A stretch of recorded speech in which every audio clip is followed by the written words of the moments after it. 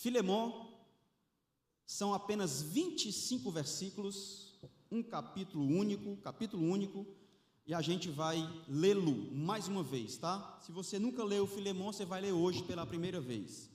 Diz assim: Paulo, prisioneiro de Cristo Jesus, e o irmão Timóteo, a você, Filemon, nosso amado cooperador, a irmã Áfia, a Arquipo, nosso companheiro de lutas, e a igreja que se reúne com você em sua casa. A vocês, graça e paz da parte de Deus nosso Pai e do Senhor Jesus Cristo. Sempre dou graças a meu Deus, lembrando-me de você com minhas orações, porque ouço falar de sua fé no Senhor Jesus e do seu amor por todos os santos. Oro para que a comunhão que procede da sua fé seja eficaz no pleno conhecimento de todo o bem que temos em Cristo. Seu amor me tem dado grande alegria e consolação, porque você, irmão, tem reanimado o coração dos santos. Por isso, mesmo tendo em Cristo plena liberdade para mandar que você cumpra o seu dever, prefiro fazer um apelo com base no amor. Eu, Paulo, já velho e agora também prisioneiro de Cristo Jesus, apelo em favor do meu filho Onésimo, que gerei enquanto estava preso. Ele antes era inútil para você, mas agora é útil tanto para você quanto para mim. Mando-o de volta a você como se fosse o meu próprio coração. Gostaria de mantê-lo comigo para que me ajudasse em seu lugar enquanto estou preso por causa do Evangelho. Mas não quis fazer nada sem a sua permissão, para que qualquer favor que você fizer seja espontâneo e não forçado. Talvez ele tenha sido separado de você por algum tempo, para que você o tivesse de volta para sempre, não mais como escravo, mas muito além de escravo, como irmão amado. Para mim, ele é um irmão muito amado, e ainda mais para você, tanto como pessoa como quanto cristão. Assim, se você me considera companheiro na fé, receba-o como se estivesse recebendo a mim. Se ele prejudicou em algo ou deve alguma coisa a você, ponha na minha conta. Eu, Paulo, escrevo de próprio punho. Eu pagarei, para não dizer que você me deve a própria vida. Sim, irmão, eu gostaria de receber de você algum benefício por estarmos no Senhor. Reanime o meu coração em Cristo. Escrevo certo de que você me obedecerá, sabendo que fará ainda mais do que lhe peço. Além disso, prepare-me um aposento, porque graças às suas orações, espero poder ser restituído a vocês. Epáfras, meu companheiro de prisão por causa de Cristo Jesus, envia saudações, assim como também Marcos, Aristarco, Demas e Lucas, meus cooperadores. A graça do Senhor Jesus seja com o espírito de todos vocês. Obrigado, meu irmão. Amém.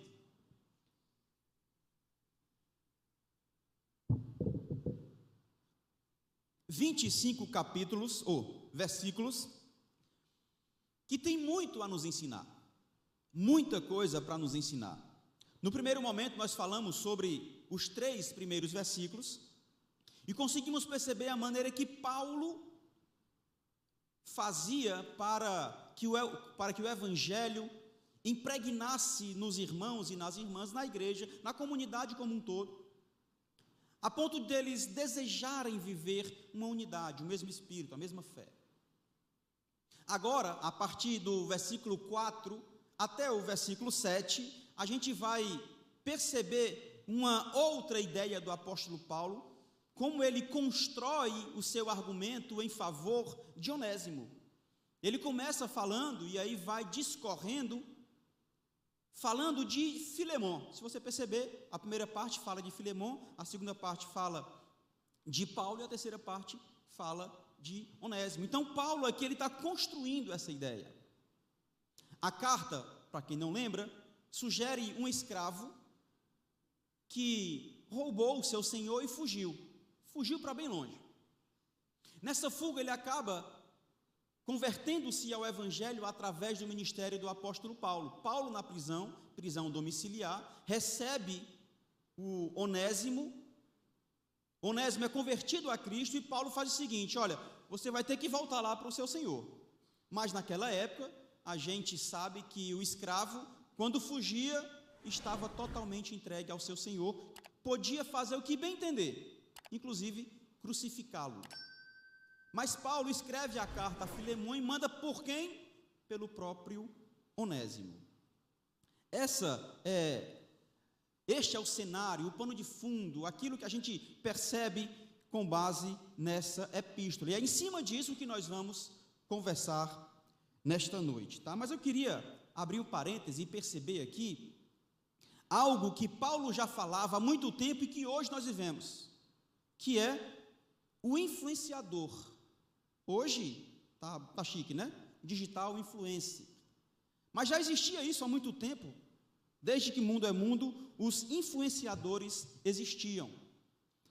Influencer, no dicionário, serve de modelo ou exerce interferência sobre o modo de agir ou pensar de outras pessoas. Isso acontece porque influenciadores inspiram.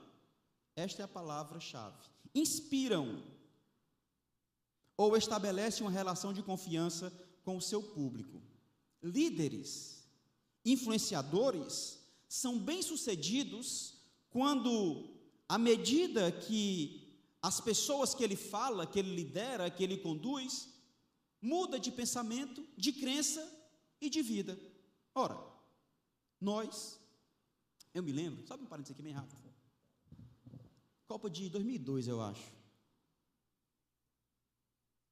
Ronaldo Fenômeno mete um cabelo meio coisado. E eu copiei. Misericórdia. Estava lindo, cara. Cascão. Misericórdia. Pois é, eu até pensei em trazer, mas não tive coragem. O Júnior é corajoso.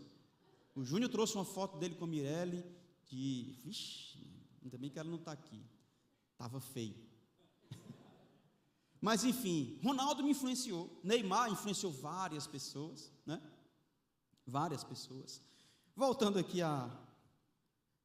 nós somos, enquanto cristãos, chamados a influenciar.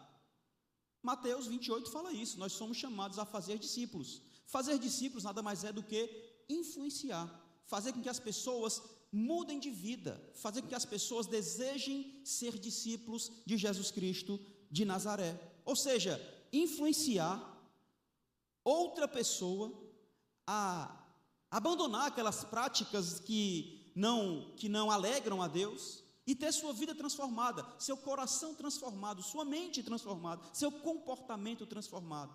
Nós somos chamados a influenciar as pessoas a se transformarem por completo. E Paulo tinha muito isso em mente. Eu me lembro que em 1 Coríntios, capítulo 11, ele vai falar: sede meus imitadores. Ou seja, copiem, exerçam, façam aquilo que eu estou fazendo. Só que ele continua o versículo dizendo: como eu sou de Cristo. Paulo, ele era intencional, mas ele vivia aquilo. Ele só não falava, faça isso, faça isso, faça isso. Não, ele não só mandava, ele vivia, ele falava: você é de meus imitadores, como eu sou de Cristo.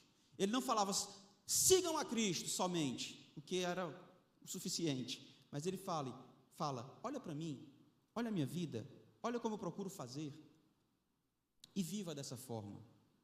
Assim, meus irmãos, nós devemos aprender com a mensagem de Filemão, versos 4, 5, 6 e 7, quais são as posturas que o Espírito Santo produz em nossa vida para nos inspirar, a inspirar outros a um novo estilo de vida. A ideia central dessa porção aqui é possível sim inspirar discípulos a uma nova vida em Cristo, a partir da gratidão, da oração, do reconhecimento e do encorajamento. O episódio de hoje, o episódio 2, tem por tema inspirando um estilo de vida. Versículo 4, 5, 6 e 7 da Epístola de Paulo a Filemão. Sempre dou graças ao meu Deus, lembrando-me de você nas minhas orações, porque ouço falar da sua fé no Senhor Jesus e do seu amor por todos os santos. Oro para que a comunhão que procede da sua fé seja eficaz no pleno conhecimento de todo o bem que temos em Cristo. Seu amor me tem dado grande alegria e consolação, porque você, irmão, tem reanimado o coração dos santos. Para inspirar os outros, eu preciso ter uma vida de gratidão. Paulo inicia o seu argumento falando: eu sempre dou graças a Deus. Meus irmãos, lamentavelmente, a gratidão está ausente em nossa mesa. Lamentavelmente, os cristãos não agradecem mais pelaquilo que têm, pelaquilo que são e pela vida dos irmãos. Olha a oportunidade rica que nós temos de estarmos reunidos nesse lugar, exercermos a comunhão. Paulo, ele inicia o seu argumento sendo grato. Da mesma forma, se nós quisermos influenciar alguém, se nós quisermos levar outra pessoa a um novo estilo de vida, nós precisamos saber agradecer. Agradecer a Deus, como Paulo faz, mas também agradecer aos outros. Esses irmãos, por exemplo, do louvor, chegam cedo pra caramba, ensaiam, para que esse louvor flua durante o culto. As irmãs se movimentam, se mobilizam para fazer as suas reuniões. Outras irmãs na oração, chama, convida. Os jovens da mesma forma, é cansativo. Olha a bênção que nós temos de pessoas servindo com alegria, sem ter pagamento para isso, irmãos. Isso é motivo de gratidão. Só que muitas vezes nós não agradecemos. Só que muitas vezes nós não louvamos a Deus por esses irmãos e irmãs. O estilo de vida, o meu estilo de vida, para inspirar o outro, para inspirar você, tem que ser uma vida que agradece, de louvor, uma vida de gratidão. Outro ponto que Paulo fala ainda no versículo 4 é a oração. Ele fala: eu dou graças a vocês, a Deus por você, me lembrando de você nas minhas orações. Poxa, quantas vezes você tem orado, e de fato orado, não só no domingo, pelo outro? Quantas vezes você intercede pelo seu irmão, pela sua irmã? É legal o pastor Aloíris Júnior, todo domingo ele fala: olha, vamos lembrar da família do Henrico também, né? Que é o pai. Marcela, Henrico. Vamos lembrar, isso é precioso, meus irmãos. Mas quantas vezes eu, nos lembramos da vida dele? Né? Paulo está falando: olha, eu nem pensei em mandar a Indonésia, mas já estava intercedendo por ti. Já estava orando por ti. Paulo orava por Filemon antes de enviar Onésimo de volta. Ele intercedia. Nós devemos orar pelas pessoas. Ora, se eu quero que aquela pessoa seja transformada, o mínimo que eu posso fazer é o quê? Orar. Se eu quero ajudar aquela pessoa, antes de ajudar, seja como for, ora por essa pessoa. Se eu quero discipular essa pessoa, meus irmãos, o discipulado começa de joelhos, em oração. Paulo queria influenciar Filemon, mas Paulo citou a influência que Filemon tinha para com a igreja, que se reunia em sua casa. Uma vida que influencia outra, é uma vida que passa por gratidão e por oração. É interessante que Paulo fala em Filemon, escreve, se lembrando de Filemon, mas não tem só esse texto não.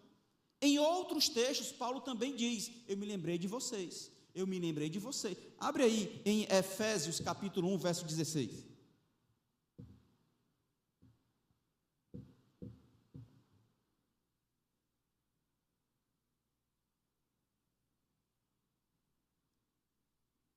Não deixo de dar graças a Deus por vocês, mencionando-os nas minhas orações. É tão precioso, meu povo, você orar pelaquela pessoa, citando o nome dela. Senhor, olha a situação deste irmão, desta irmã, e fala o nome, e fala a situação, e ora, e intercede. Paulo nos ensina isso, ele fazia isso, fez para os irmãos de Éfeso, fez ao Filemon, primeiro aos Tessalonicenses capítulo 1, versículo 2, abre aí, Tessalonicenses, o primeiro livro, Primeira Epístola, capítulo 1, verso 2. Diz assim: sempre damos graças a Deus por todos vocês. Fazendo o quê? Fazendo o quê? Mencionando vocês nas minhas orações, cara. Uma vida que inspira passa por gratidão e oração, por intercessão. Portanto, devemos inspirar uns aos outros, sendo agradecidos e intercessores. Anota isso. Eu tenho que inspirar os meus irmãos e irmãs, sendo agradecido e intercessor. Segunda coisa, de inspirar, é ter uma vida que reconhece as qualidades dos outros. Versículo 5, Paulo fala assim, porque eu ouço falar da sua fé no Senhor Jesus e do seu amor por todos os santos. Paulo não estava preocupado em ser o principal nome da igreja primitiva. Paulo não estava preocupado de ser o principal teólogo, pregador da igreja. Paulo reconhece as qualidades de Filemon. E olha que precioso, meu povo. Eu aprendi há alguns anos, já desaprendi, há alguns anos, que a gente não pode elogiar. Não pode elogiar, porque senão o cara fica soberbo. E se for na igreja, então nem se fala, é que não pode mesmo, porque toda honra e glória para o Senhor. Meus irmãos, é importante você reconhecer o serviço do outro, as qualidades do outro. É importante você reconhecer o quão precioso ele é para o reino e para Deus. Como é que eu vou influenciar alguém se alguém não confia em mim?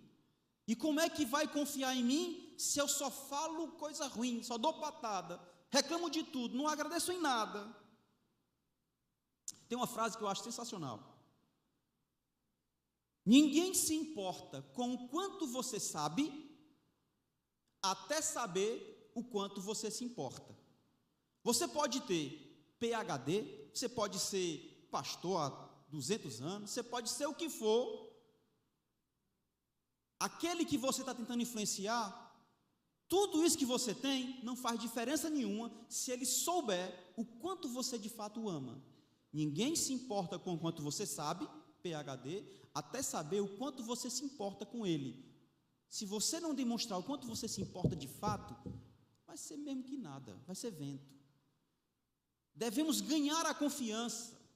Tem um vídeo que eu acho interessante, eu até pesquisei na internet, não é bem esse vídeo, mas eu quero mostrar para vocês, vocês viram com certeza, mas eu quero reforçar essa ideia de reconhecimento.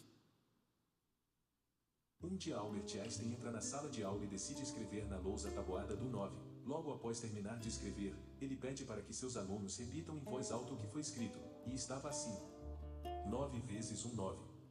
9 vezes 2, 18. 9 vezes 3, 27. 9 vezes 4, 36. 9 vezes 5, 45. 9 vezes 6, 54. 9 vezes 7, 63. 9 vezes 8, 72. 9 vezes 9, 82. 9 vezes 10, 90. E assim que terminou, todos começaram a rir da cara de Einstein por ter errado uma. Então Einstein esperou até que todos os alunos parassem de rir, e só quando terminaram as risadas ele disse: todos deram risada de apenas uma que errei. Porém ninguém me parabenizou pelas 9 que acertei. Esse teste demonstra que as pessoas olham mais para os erros e coisas ruins, do que para os acertos e coisas boas. É tipo isso, de 10 contas, o cara acertou 9. Detalhe, não foi Albert Einstein que falou isso, tá? O cara que talvez para ganhar mais like, mais views, ele usou o nome do Einstein aí. Aqui ele é uma parábola e achei interessante. O cara acertou 9 de 10 contas. Por causa de uma, ele foi chamado a atenção. A turma tirou onda e esqueceu os 9 acertos do camarada. Se fosse era o contrário, acertava uma e já estava no lucro. Irmãos, infelizmente, isso faz parte do nosso dia a dia. Você pode acertar, e ninguém nem... No dia que você erra, viu? Tá vendo aí como é que ele é? Olha ela, olha as coisas que ela faz. Uma única vez.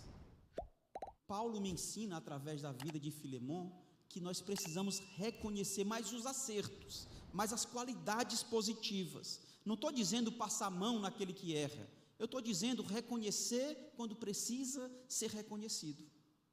Valorizar quando precisa ser valorizado. Paulo está fazendo aqui, reconhecendo as qualidades positivas de Filemon e agradece a Deus por isso. Olha que fantástico, meu povo. Além de reconhecer, ele agradece a Deus. Agradece. Por exemplo, ontem, eu fui jogar futebol. O Júnior não acertou nada, mano. Eu pensei que ele jogava bola, mas pelo amor de Deus, mano. Não fez nenhum gol, mano. Misericórdia. E eu fiz um gol, ainda fiz tipo Rajai, ó.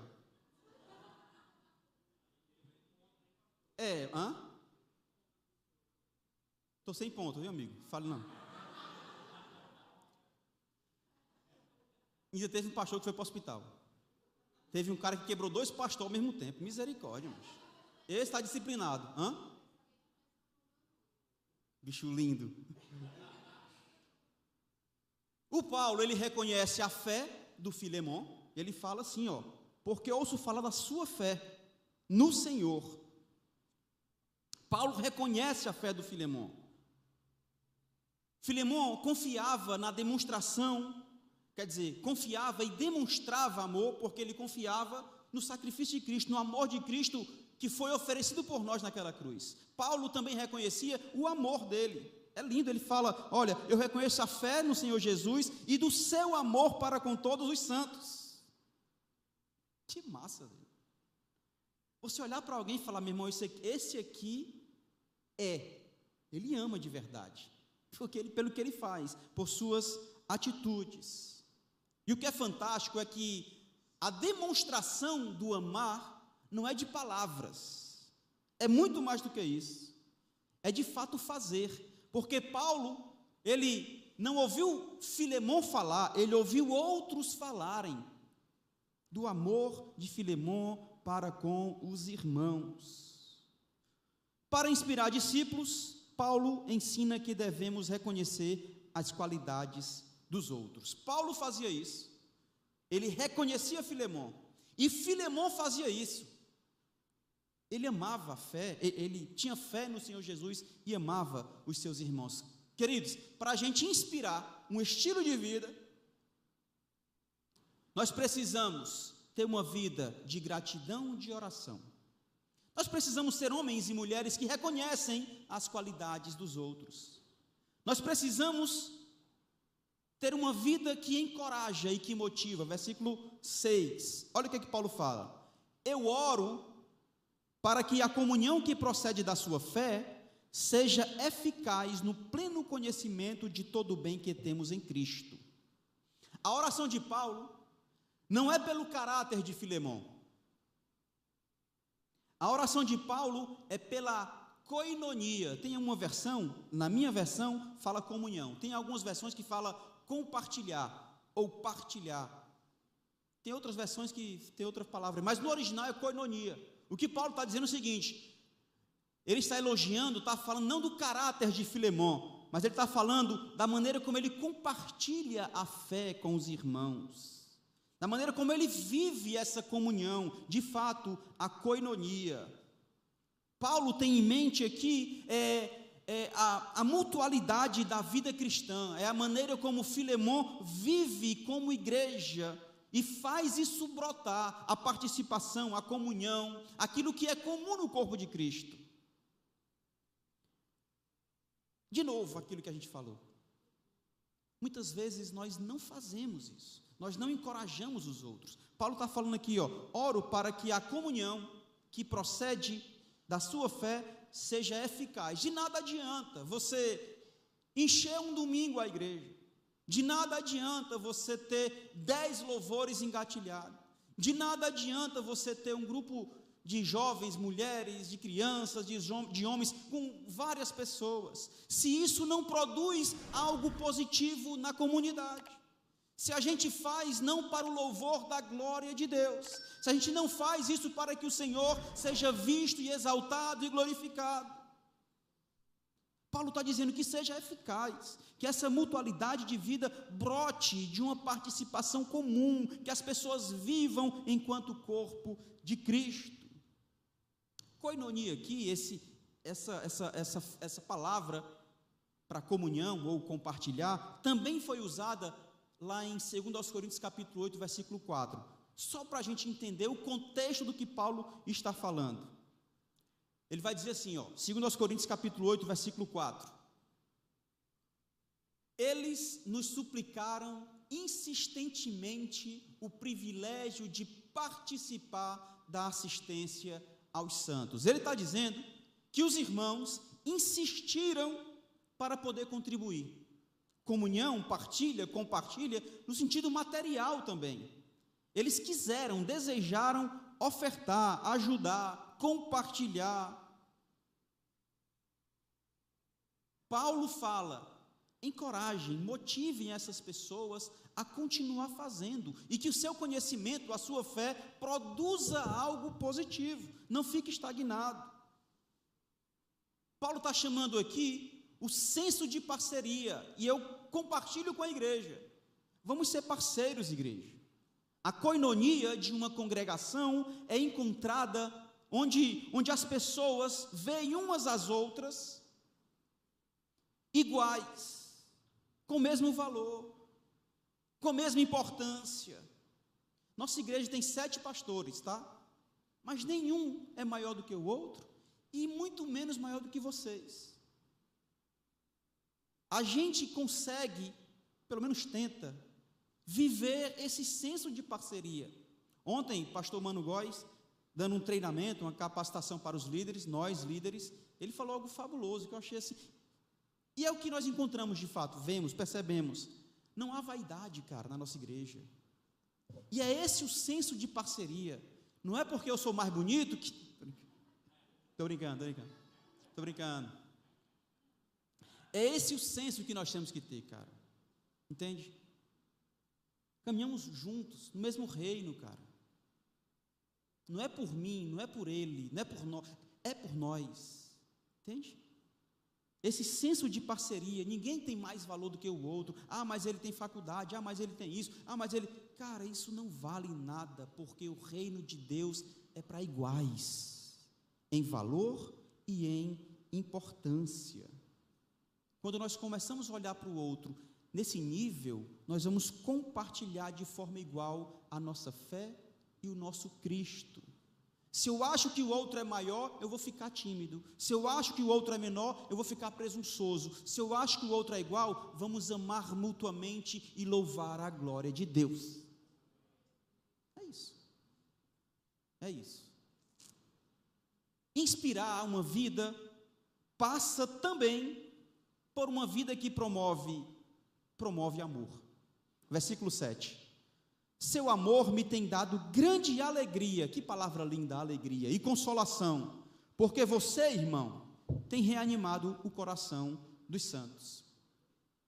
O apóstolo Paulo se lembrou de quão especial, quão maravilhosamente Filemon atendeu às necessidades de outros cristãos. Filemon era um homem de posses, a casa grande. Afinal de contas, a igreja se reunia na sua casa grande. Ele tinha escravos. Quem tinha escravos tinha condições. E ele ajudava, atendia às necessidades de outros cristãos. O texto diz, versículo 7, que ele efetivamente refrescou o coração das pessoas. Como? Com atitudes de amor. Portanto, uma vida que influencia é uma vida que promove o amor. É uma vida que age, não só com palavra. De novo, atitude de amor é muito mais do que palavra, muito mais do que sentimento. É legal demais, mas é para além disso. Quando eu amo, eu vivencio o verdadeiro apoio. Eu estendo de fato a mão. Eu estou do lado caminhando. Filemão com frequência praticou esse ato de amor aos santos, e é por isso que Paulo cita aqui abertamente. É algo maravilhoso, meus amados irmãos e irmãs, que uma pessoa consiga consolar, que uma pessoa consiga revitalizar o coração de outra pessoa. Acho que todos aqui já tiveram essa oportunidade de conversar com alguém que estava afastado dos caminhos do Senhor, de conversar com alguém que não conhecia o Senhor, de conversar com alguém que estava nos caminhos, mas estava triste, arrasado, cabisbaixo, sofrido, ferido, mas que com atitudes de amor, com um abraço verdadeiro, genuíno, com o desejo de ajudar, essa pessoa foi revitalizada, foi restaurada. Essa influência, ou esta é a influência que nós devemos ter nas pessoas. Nós somos influencer, não digitais, mas somos influencer, somos influenciadores. Nós temos que ajudar as pessoas a crescer na fé. Nós temos que ajudar as pessoas a crescer no amor. Nós temos que ajudar as pessoas a encontrarem Cristo em seu caminho. Jesus, de uma forma extraordinária, revela-se para nós. E nós devemos ajudar, orientar essas pessoas a transbordarem da mesma forma em amor pelos outros irmãos. Para concluir, a ação de maior impacto na vida das pessoas que chegam na igreja não é o que elas ouvem como pregação do Evangelho, nem como louvor. No primeiro momento, não é isso que impacta as pessoas. O que impacta as pessoas que chegam na igreja não é como elas vão poder participar, não é. O que impacta as pessoas que chegam aqui quebradas é como elas são recebidas e acolhidas por aqueles que já estão, eu e você. Paulo fala sobre a influência na vida do outro. Se eu quero influenciar, eu tenho que passar por tudo isso. Mas isso é uma vida de gratidão e oração. É uma vida de reconhecimento às qualidades do outro. Mas antes disso, eles precisam ser recebidos e acolhidos. É o que nós fomos uma vez aqui na ICHJ. É o que vocês já foram alguma vez aqui na ICHJ. E isso é o que causa impacto, como as pessoas são recebidas e são acolhidas. Assim o apóstolo Paulo, agradecendo por Filemão, nos desafia a cultivar uma vida de oração cheia de gratidão, a compartilhar a nossa fé de maneira que as pessoas sejam impactadas de forma positiva, obviamente, e de forma que a comunidade ao nosso redor também seja acompanhada. Meu desejo é que o estilo de vida do apóstolo Paulo, o estilo de vida do irmão Filemão, nos inspire a ser instrumentos de bênção e encorajamento na vida dos outros que estão à nossa volta. Amém. Eu queria fazer 4 aplicações somente. Queria a tua atenção.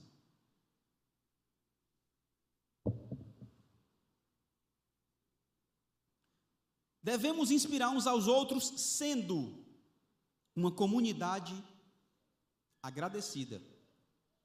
Cultivar uma vida de oração e gratidão. Pastor, isso é óbvio. Mas muitas vezes nós não vivemos isso. Para influenciarmos, a partir de hoje, dessa mensagem, nós temos que cultivar uma vida de oração e gratidão. Reconhecendo as bênçãos recebidas, recebendo quem Ele é em nós, agradecendo a Deus, pois isso vai fortalecer a nossa fé e renovar o nosso relacionamento. Primeira aplicação, sejamos uma comunidade agradecida. Segunda, sejamos uma comunidade que vive em comunhão. Ou seja, buscar ativamente oportunidades de compartilhar nossa fé através de orações, aliás, de ações práticas. Compartilhar, ligar para o outro, visitar o outro, convidar para tomar um café e realmente ter o café, né, Júnior? 4 anos já, 4 ou 5, 4, né? Recebi um convite para tomar café até hoje. Não seja assim, irmãos.